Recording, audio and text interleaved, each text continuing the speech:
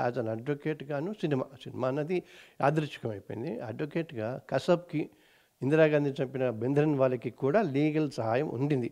ఇది లాలో రాజ్యాంగం ప్రకారం నువ్వు పెట్టుకోగలవా, పెట్టుకోలేవా, నువ్వు పెట్టుకోలేకపోతే డిస్ట్రిక్ట్ లీగల్ సర్వీసెస్ అథారిటీ వాళ్ళు, అంటే ప్రభుత్వమే నీకు లాయర్ని ఇస్తారు. ఆ చిన్న లాయర్ కావచ్చు, పెద్ద లాయర్ కావచ్చు. సో లా సహాయం, న్యాయ సహాయం లేకుండా ఎవరిని ఆ ట్రయల్కి పంపించరు. అది కాన్ఫిడెన్స్ తోటి, అది లీగల్ అథారిటీతో నేను చెప్పింది. అంతేగాని నేను చేసేస్తాను, నేను పెడుతున్నాను, నేను ఆయన కలుస్తున్నాను అని చెప్పాను. ఏమీ లేదు. వాళ్ళకి ఏదైనా అవసరం ఉండి, అవకాశం ఉండి నా దగ్గరికి ఉండి, లేదా జూనియర్ అడ్వకేట్లు ఎవరన్నా ఉంటే వాళ్ళకి ఏదైనా సలహా ఇవ్వటం తప్ప, ఇప్పుడు మీకు చెప్పినవన్నీ 25 ఏళ్ల నుంచి జరుగుతున్న సినిమా పరిశ్రమ మీద జరుగుతున్న ఇది దాన్ని చిత్తపురి కాళీ లాంటివి చూసుకుంటాం. 3,000 మంది, కొన్ని వేల కోట్ల వ్యవహారాలు. ఏం లేదు, పరిశ్రమని తొక్కేశారు.